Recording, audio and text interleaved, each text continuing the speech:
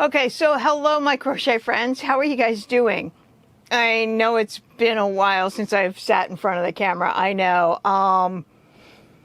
My life is just, it's been so good that I haven't had to crochet. Because crocheting will help settle my brain. Like when my brain is just going, and the anxiety is really bad or the depression is really dark, crocheting always helps, and it helps get me out of it, and it helps untangle the thoughts that are in my head, and it'll help calm me down, and it'll help me see things clearer. But like, what do you do when life has been so good that you don't need crocheting to help you with your mental health anymore? What do you do then? Well, you forget all about your camera, you forget all about your crochet channel, and you go out and you live life, and you try to make up for lost time. You try to find new experiences and reconnecting with people when the depression and the anxiety takes you away from them, that you spend time trying to reconnect with them for later on down the road when the depression grabs a hold of you again and the anxiety grabs a hold of you again, and when you disappear for a while. So I hope you guys understand, I've been spending time with my husband and I've been spending time with the kids, and it's just a very big reminder of how much they are a big support for me in everything that I do. They understand I had to take a break from doing videos because there was nothing to talk about. There was no crocheting going on. I didn't need to crochet. Now, there are still days I want to, just because I like to crochet. That has nothing to do with helping me with my mental health. But I swapped it out with reading because I've been in a massive reading slump. And then with reading some more books, I saw how disorganized my books were downstairs, and all the lessons I learned with doing my yarn purge and then sorting and organizing, all those lessons that I learned with my yarn, my friends, I went and applied that to my books.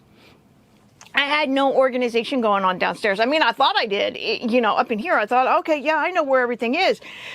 And it just recently, I realized that I have duplicates of books. I'll have two of the same book because I'd forgotten I'd already bought the book, and I found it in the thrift store and I bought it again.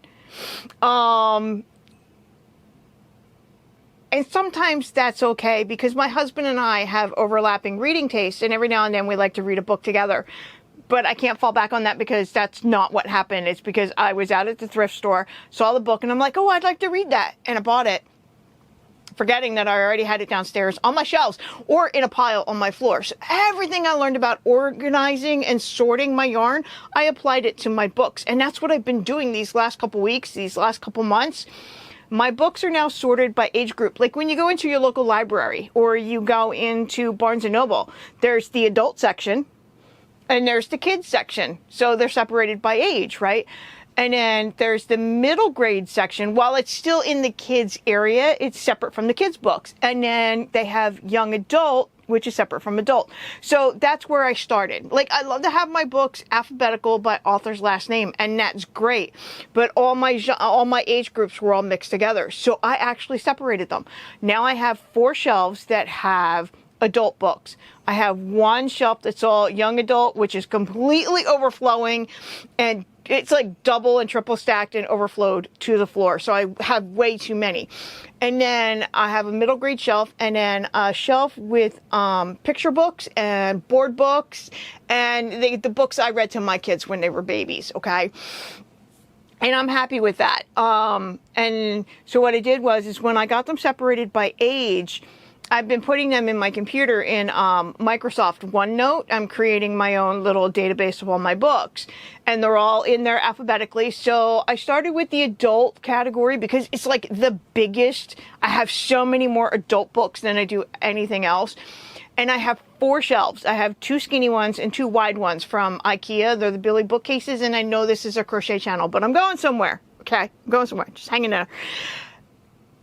With all the adult books, I'm like, okay, I want my books to fit on these 4 shelves, and whatever doesn't fit, I can't keep, right? It has to go because there's no room for it in my house. So I have adults together, And it's all different genres. It's sci-fi, it's horror, it's mystery, thriller, psychological, romance. It's all the genres because I read a little bit of everything. So I've got them all alphabetical, right? And I'm like, okay, well, let's start at the bottom of my bookcase because we know I can't go any further than the bottom shelf, okay? So I started with the letter Z and put every book that had an author with the letter Z for a last name. There was only 3 books. That was easy enough. Then you do X and Y and W and go on through the alphabet till you get up to the top. And when I got up to the top, I was at the letter D. So there's no room for anybody with A, B, and C. And they're sitting on a table next to my shelves. You know, I'll see if I have a picture and maybe I can put a picture in here and show you what my shelves look like. So what I did was I went through the books, and when I was putting them on the shelves alphabetically, I put a little post-it on the spine of the book that said read. And it let me know that I've already read that book. If it was a book that I DNF'd, which means did not finish because I didn't like it for one reason or another, I put a post-it that said DNF. If it's a book that I paused because I really do want to read it, like The Count of Monte Cristo, I really do want to read it. And I've got through the first 3 chapters. So right now it's not a DNF and I didn't completely read it. I put a post-it that said pause because I paused reading the book and I will get back to it at some point. So what I did was after I'd done that, I went back through after a couple days or a week and I'm looking at them and I'm saying, okay, now with what I have sitting here, what can I let go of? And my rule is the book has to be at least a 4 stars. It had to have been an absolute joy to read at 4 stars, 5 stars, and beyond, okay? And so then I started pulling books off my shelf. And I'd be like, okay, I read you, but I don't ever plan on reading you again. You can go. I tried reading you. I didn't really vibe with it. There's a book called A Little Life by I can't remember the author's name, but it's A Little Life, and I tried reading this book twice, and I can't get into it. So you know what? I'm not going to go back to it. So I pulled that off my shelf. Everywhere there was a duplicate, and it's not where my husband and I would overlap with our reading tastes, I pulled the duplicate off my shelf. So that left me some room, and I scrunched everything up and repositioned everything, and now I've got room to put the letter C up there because we have a big stack of Michael Crichton. Oh, I have to go for a minute. Sorry about that. It was the doctor's office. I had to reschedule an appointment. My cataract surgery went really well on my right eye, but I don't know, a week later, we realized how bad my left one is, and it's getting to the point where I'm rubbing it all day long because I can't get it to focus. So we scheduled the procedure for my left eye. I can't get in to see my family doctor for the physical soon enough, so we had to reschedule. Anyway, so like I'm doing all this with my books the same way I did with my yarn, and I can hear you guys in my head saying, it's okay. You bought 2 of the same book. It's okay. You don't have to beat yourself up about it. And I can hear you guys and your encouragement. So even though I'm doing something that's not crochet related, it's still mental health related. I've been tripping over books in my house. I do have a problem with buying books. I cannot buy enough of them. You know, it's a compulsion to get out to the thrift store and find those bargains and find those books for $1, $1.50, $2, and just bring them all home and stack them all up. And I'm like, but why am I doing that? Why? And it's because I'm trying to insulate myself and protect myself from the outside world. As long as I have all these books stacked up around me in the house, nobody can get to me and nobody can hurt me. Not realizing that the depression is already here and the anxiety is already here. It's with me every single day. So I have to build up the coping mechanisms for it here in my head, in my heart, you know, and not with physical possessions around me. So it is still a struggle. So I have been fighting that urge to go to the thrift stores to look for yarn, to look for books. It was really hard at first, and then it got a little bit easier.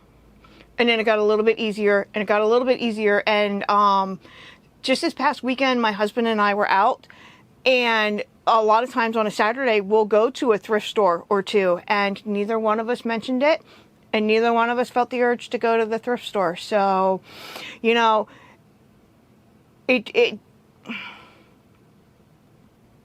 as much as you would like to get somebody to help you with your problem, right? A lot of times you have to put in the work yourself. You have to take that first step. You have to be self-aware enough to say, I've got a problem, but I need to face it head on. I can't use it as a crutch anymore. And then you gotta put in the work and say, it's okay. You've done it wrong in the past, but you're learning and you're going to get better. And then, you know, the next day is going to be better. The next week is going to be better. And you just take it one step at a time, but you've got to put in the work yourself. Okay.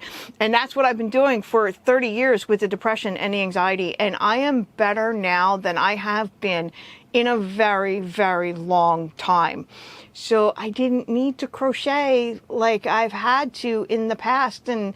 And that's a good thing. It really, truly is a good thing. When I come back to crocheting, I want it to be because I want to and not because I have to. Okay. And I hope you guys can understand that the videos might be a little bit more further apart than they have been in the past. I will try to give you more daily content of what is going on in my life and come in and visit you guys a little bit more often. I'm trying to figure out like what I would want to talk about and what I would want to show you, you know, that's not crochet related about my life. So give me some time to figure out what I want to do with that. So life has been good. There's been very little crocheting. So for today's video, and hi, my name is Jenny. Welcome to Granny Square Peg, where I'm all about mental health, crocheting, reading books, and my cat Arlo, which we haven't filmed in weeks. He's sitting right next to me. God, he loves you guys. He really does. So today is Tuesday, September 23rd. We are the second day of autumn here in the northern hemisphere, and it's 85 degrees out. The air conditioner's still on. It's still warm. It's not fall yet. It's not winter yet. It's not Christmas yet. It's not Halloween yet, but almost. Oh, I love a good spooky season. I've been looking for spooky books to read that are on my shelf, and it's nice now that my shelves are a little bit more organized. I'm finding things easier, which is wonderful. So if you guys have any spooky book recommendations, the books that scare you a little bit, give you a little bit of goosebumps, let me know down in the comments below. So let's get ready for Christmas. Now, it's hard. I want to wear a green shirt. I don't own it. Well, I own two green shirts, and one is a lime green. Okay, too bright for Christmas, right? And then the other one is a very soft pastel green. I don't have any red shirts, okay? So how can I do a Christmas-themed video to show you my Christmas tree skirt when I don't even have the appropriate wardrobe? I don't know. I'm like thinking, okay, let me go out to the thrift store and see if I can find a shirt that's Christmas, you know? And I'm like, no, but I'm staying out of the thrift store so I don't buy any books and buy any yarn. So then what's a girl to do? I don't know. So this is my Christmas tree skirt. I'm going to lay it out on the bed so Arlo can play with it. Arlo loves to play. I made this tree skirt back in 1989.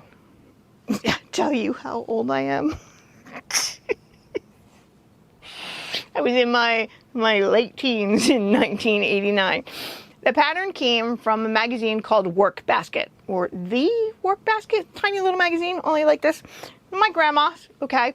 But they had the pattern is literally just one page, and it's only half a picture of the tree skirt around the tree, and then it starts with the pattern, and then on the backside, that's it, one page. I had to figure out so many things on my own because they really did not give you a lot of information back in the day. Bare bones, basic minimum. So I made it in 1989, and when I was done, I actually messed it up because you go and you start with this first row, right? And every row is an increase. And I got that right. I got that fine. I got the color changes just fine. But when it was time to do the edge, you're supposed to crochet along this edge here and then start with the scallop on the border. what I did was I actually held both sides together and I crocheted the skirt together. So like, how are you supposed to get it around the tree? I literally put these two ends together and I crocheted them together. So there is a hole in the middle, an opening, but you couldn't put it around the tree. So what I did was I had just folded it in half and just laid it near the stand for the tree. And then it was a couple years later when I got a pair of scissors and I snipped it and I cut it. So now it can lay around the tree properly. So let me lay it out on the bed and I will show you what my tree skirt looks like.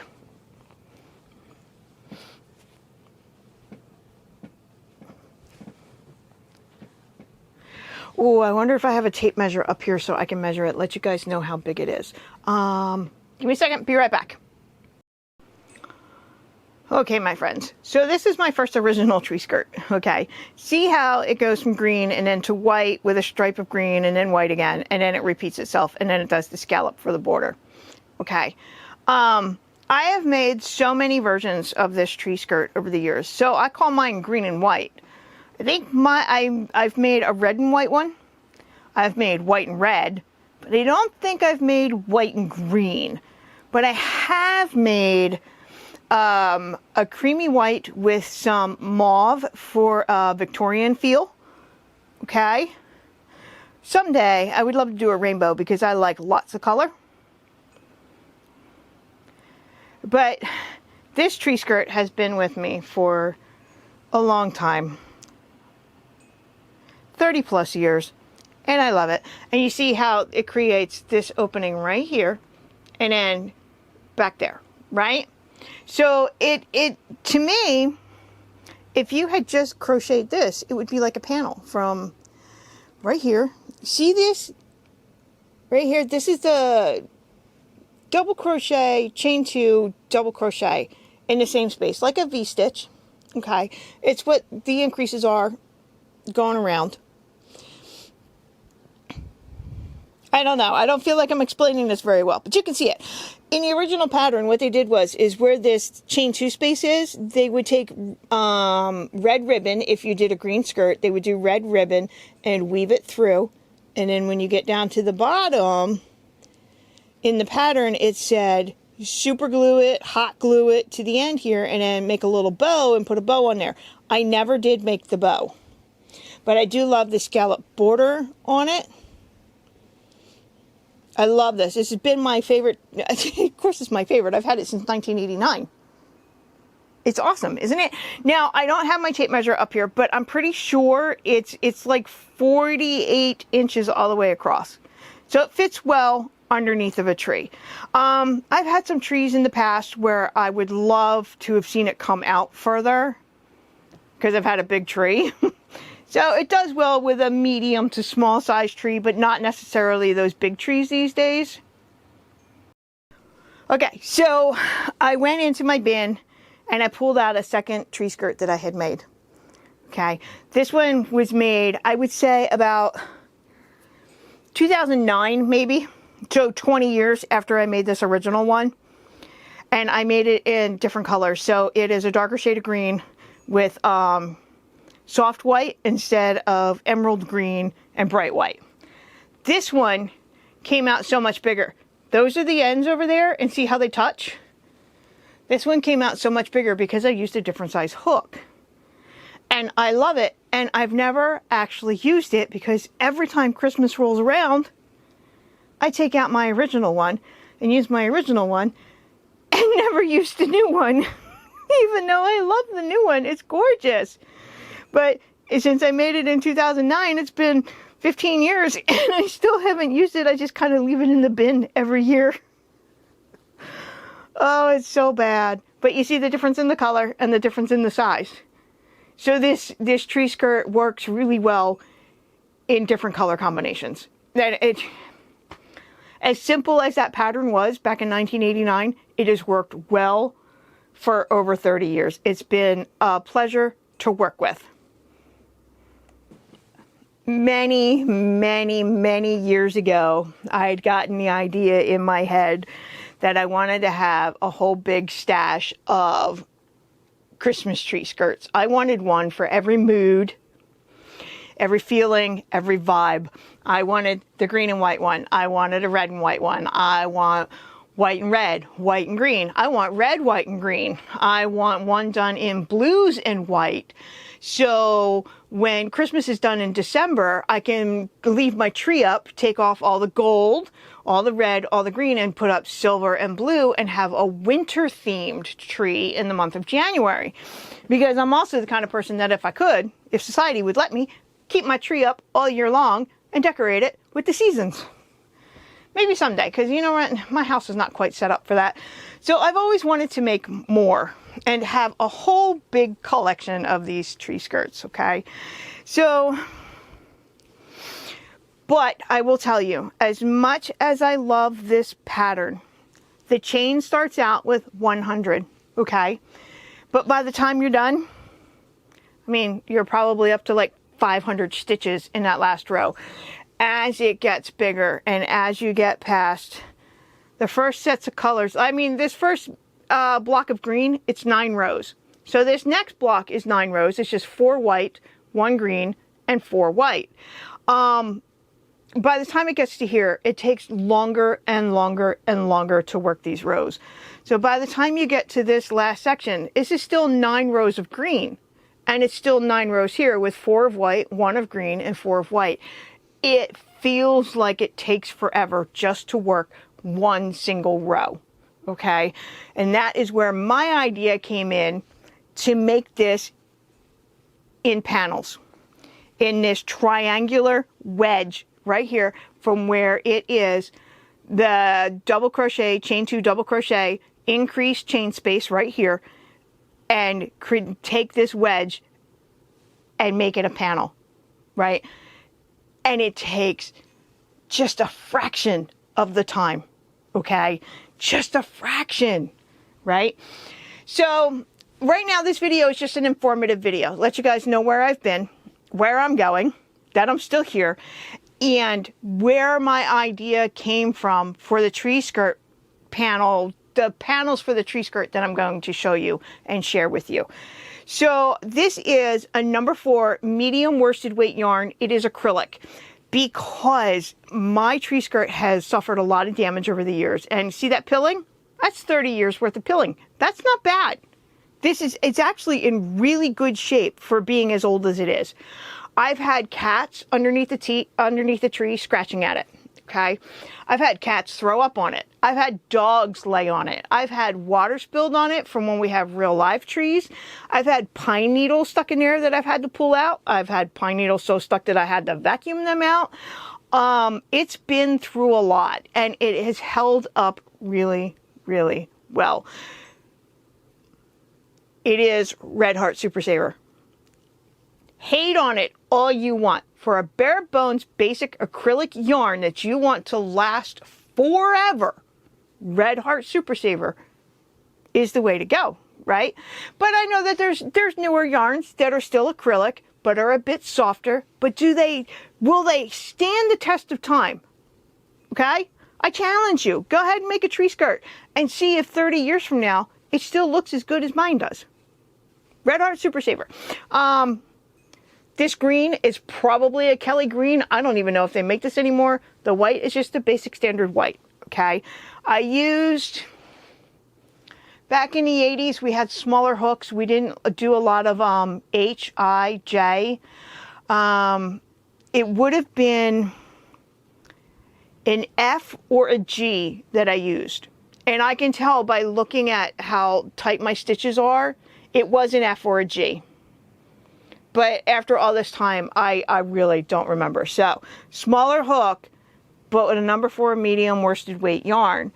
When I made this green one, I'd say roughly 2009 or so, I used an H or an I. So, it's got, you see, it's got more room in between the stitches are bigger, okay? But it is still 9 rows of green, 9 rows here, 4 of white, 1 of green, 4 of white, and then it repeats. And then you did the edge, and then the scallop border, which I love the scallop border. It's beautiful. Love it. So this, again, is Red Heart Super Saver. It is hunter green, and it is soft white or off-white. What do they call their white? Do they call it soft white? I think. So it is still Red Heart Super Saver. And it really does hold up. So I will tell you that this skirt, my newer one, is bigger than 48 inches. It's probably closer to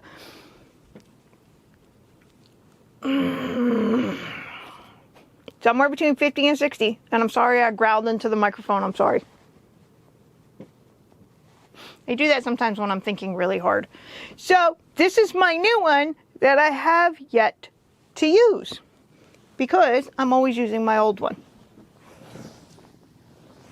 So I'm going to tell you, for making this tree skirt, I have redone it, you can use any yarn you want. A number 4 medium weight yarn, if you're using acrylic, it's a good size yarn. It's a good thickness. It's a good texture. Hopefully it'll last a long time. You guys can make it in any yarn that you're comfortable with, in any color that you're comfortable with. Maybe you don't like it broken up with the white and then with that little row of green. Maybe green's not your color and you want to do red. Maybe you would like to see more white than the darker main colors. Maybe you're not a traditionalist with red and green for Christmas. It's okay. Any color you want to use, any color combination you want to use, any type of yarn, whichever company of yarn you're more comfortable using, it's okay. You don't have to use the same yarn that I use. You don't have to use the same colors that I use. Whatever hook is your favorite size hook. But I will caution you, when you use a smaller hook, you will get a smaller skirt. So you might want to adjust and add more rows to make it bigger. Okay. If you don't want it as big as my darker green one, that's okay. Use a smaller hook. If you want it bigger, use a bigger hook. So I would tell you, use whatever hook you're comfortable with, but also think about the sizing. If you know the size of your Christmas tree, like a lot of people do artificial trees nowadays. I have 2 of them myself. One's in my shed, one's in the storage cubby in the house. They're traditionally 48 inches in circumference around. Okay, so you want your tree skirt to be 48 inches or bigger, because you want it to come out to the circumference of the bottom branches of the tree. Okay, if you want your tree skirt to be more low profile, you can make the rows a little shorter. Okay, you're gonna have to make those adjustments for yourself. I can't make them for you. You're gonna have to do that yourself. Okay, so what I did in 2024 is I had some leftover yarn from a project, and I wanted to see if I could make just that one wedge of this pattern, okay, without making a chain of 100. And I did. And I did 20 chains, I did 15 chains, I did 10, until I found the right number to get me the right size and shape that I wanted. So don't go thinking that this was easy, people. I had to put in the hard work to get this done. Okay. So I have plenty of samples in my stash out there. And I wanted something that was in non-traditional colors, just because I wanted to play around with color a little bit.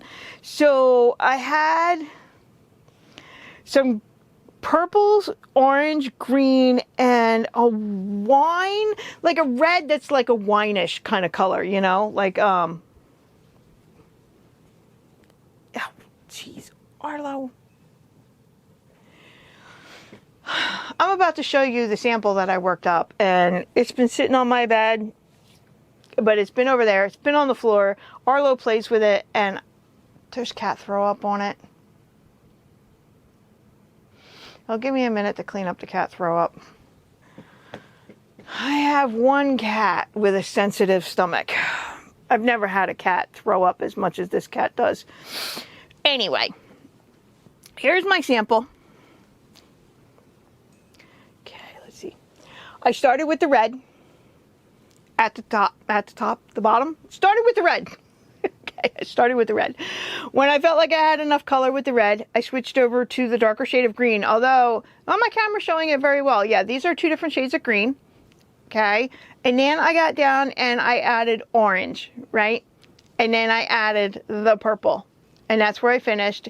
And you'll see I did not do the scallop border on it, okay? Because I did not have enough yarn to do the scallops. Scallops take, all right, you got like 5 double crochets, 7 double crochets, 9 double crochets in a scallop. It's a yarn eater, and I just did not have enough to do that. So I did a little picot border. And funny thing is, I fell in love with doing the picot border on it. So even the 2 or 3 I made after this still has a picot border.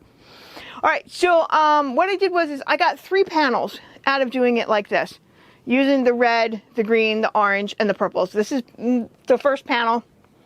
Here's the second, and here's the third. So with the way I use the colors, now I have very little purple left over, because the purple, you see how big that is compared to how big and wide the red is, right? So I switched the color order. So here it is, the other way around. Purple at the top, since I had less purple to work with. Purple here, and then the orange, and then the 2 shades of green, and then the red. All right, and I used a gold kind of color to stitch it all together. So this gave me 6 panels. All right, starting with the red gave me 3, starting with the purple gave me 3. So that was 6, and when I laid it down, it still wasn't enough to go around a tree, so I did 2 more panels. But I only had very little yarn left. So the panels, the last 2 that I did, are in the brownish color. And I worked this brown until I ran out. And I got 1 row of purple, 1 medium and dark purple, the orange, the green, the red, and then the gold, okay? And then I made a second one, another brown. It's, you know, I wanted to make sure I had enough brown to do 2 different panels. So this tree skirt has 8 panels to it, which is different than this one. This one, when you count out those wedges, there's 7. But doing it like this, because you got to make up a little bit of a difference because it did lose some stitches, there's 8. So there's 3 that start with red, brown one, 3 that start with purple, and then the brown. Okay, so let me lay this one out on the bed and show this one to you in its full glory. Okay, I'll be right back. Well, looking at it laid out on the bed, it turns out I probably could have put in another panel or 2. But I actually use this one with a small tree that I use for Halloween. Yeah, I decorate a Halloween tree. It's a tiny little, it's kind of like a lime electric green. And I was using this skirt.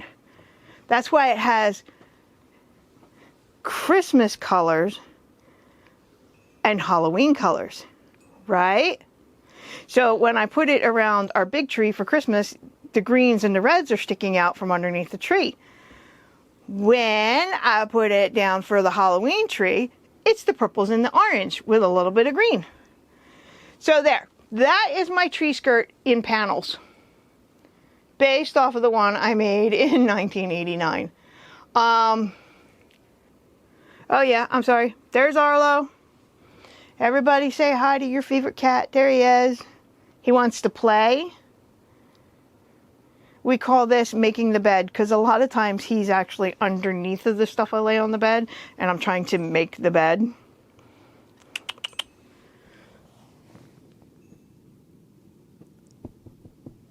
Okay, so do you see where I was going with this? Right? Yeah. All right, so this one is for me. For the way I like to put a tree up and leave a tree up. And it was my working prototype. It helped me narrow down my numbers for how many chains to start with, how many rows to do, and then how many panels to do. I had a lot of fun making this because, as you guys know, I love anything with lots and lots of color. So I had a blast making this, and it was done in time for Christmas in 2024. And even now, just looking at it, I can't keep my eyes off it. It's absolutely adorable, and I love it. So let me fold this one up. I'm gonna fold up my green one, spend a minute with Arlo, and I'll be right back, okay? Okay, so here's one I made. I don't think my camera's showing it very well. It is a heathered brown that they called it oatmeal.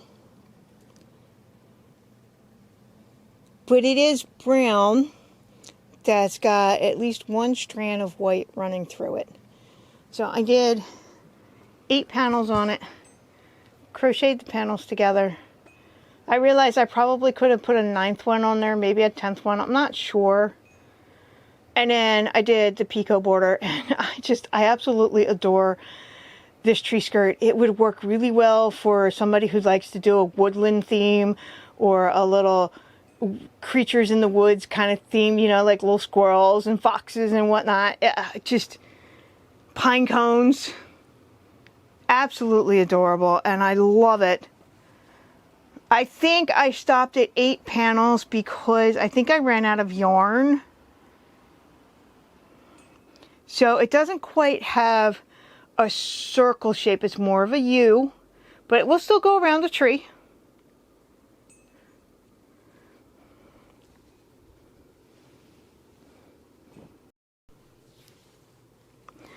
So this yarn is from Joann's, unfortunately, and I know that other stores have decided to pick up Joann's Big Twist and carry it.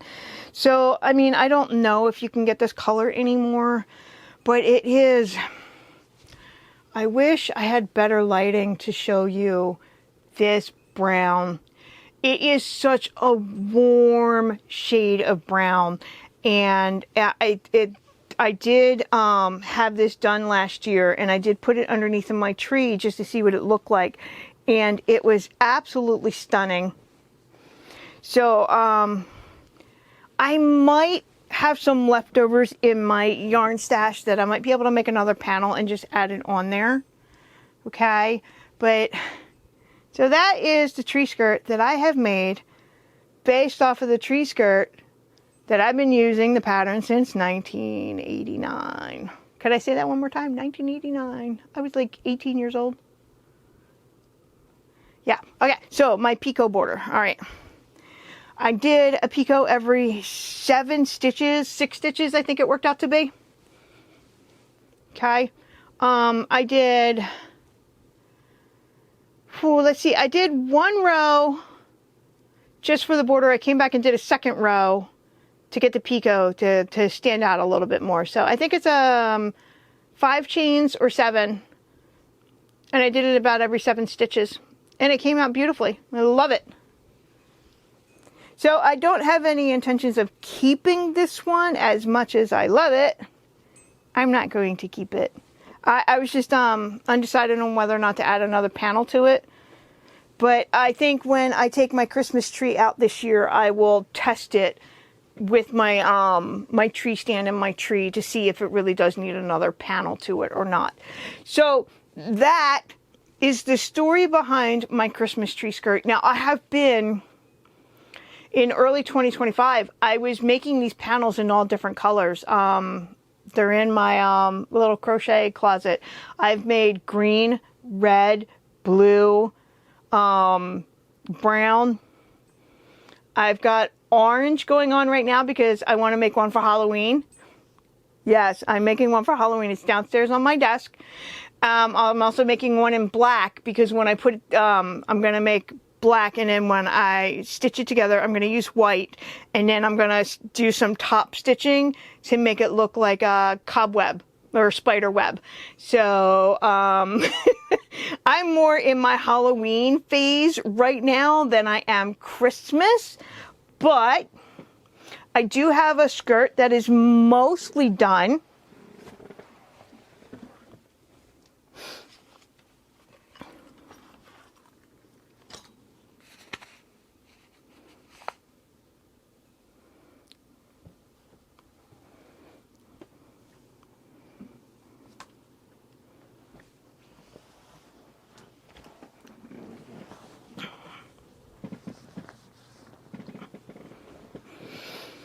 I have 1, 2, 3, 4, 5, 6, 7. I have 7 panels already done. And there's gorgeous green gradient color. It is still from Joann's, from Big Twist. It is called, it's sitting right next to me, Juniper Shrub. So it's a juniper green. So I already have 7 panels done. I got to do the 8th one. So when I come back to you guys, I will have my hook, I will have my yarn, and I will go over the numbers. How many chains to start, how many double crochets to do in that chain, and where all the increases are done. I will finally be ready to sit down. I will work the 8th panel with you to show you guys how to do it, and to,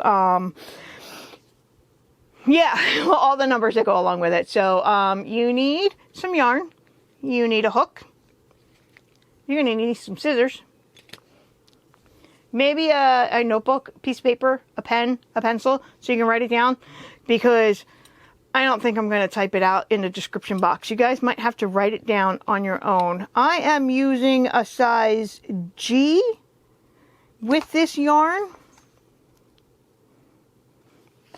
which is not here in my hook case. It's down on my desk with the Halloween ones that I'm working on, because as soon as I'm done talking to you, get this video in my computer, do what I need to do, get it onto YouTube. I'm going to be working on my orange one because I can just see it. I can have 8 panels, right? And then I can stitch them together with maybe a green, a medium shade of green, and then do little appliques of a jack-o'-lantern, little triangle eyes, and a little mouth, and put some jack-o'-lantern faces around it, right? Maybe if I can find a pattern for an applique of a witch's hat, or maybe a ghost, I can put them on there. Oh, the ideas for doing it as a Halloween themed, my brain is just going, and I love it. But when I come back to you guys, we'll work on the Christmas one, because that's what everybody else wants to do. I want to thank you guys for all your patience with me. I didn't realize, oh, I need a drink of water.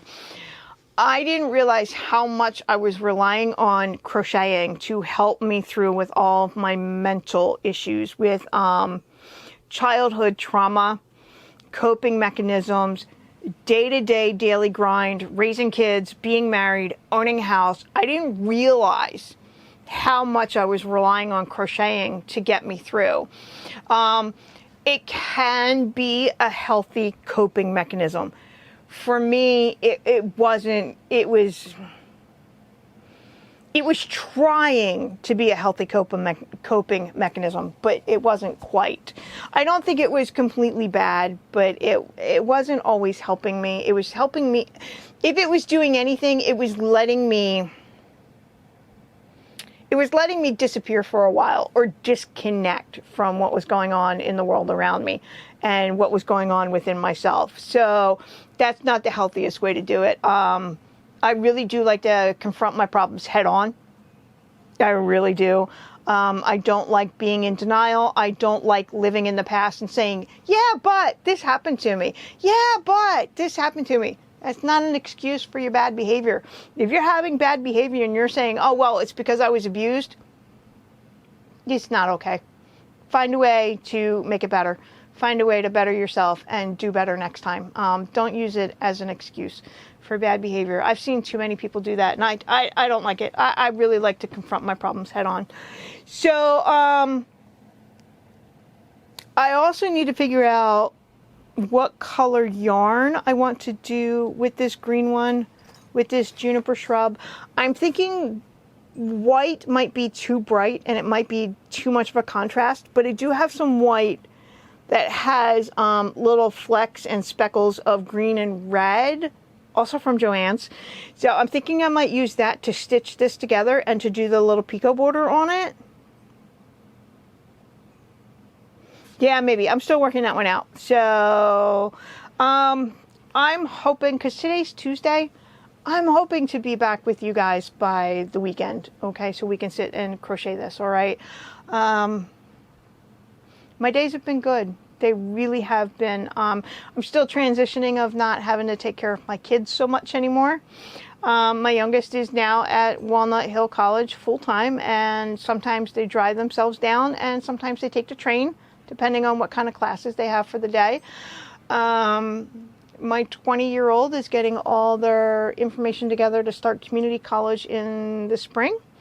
And they got the driver's license, and they have their own car, still putting in a lot of hours at work. And since I don't have to drive them anymore, there are other ways I can take care of them. You know, maybe I can make them lunch for the day, or I can help them with their laundry if they're putting in a lot of hours at work. So I can still be mom, you know, they still need me on occasion.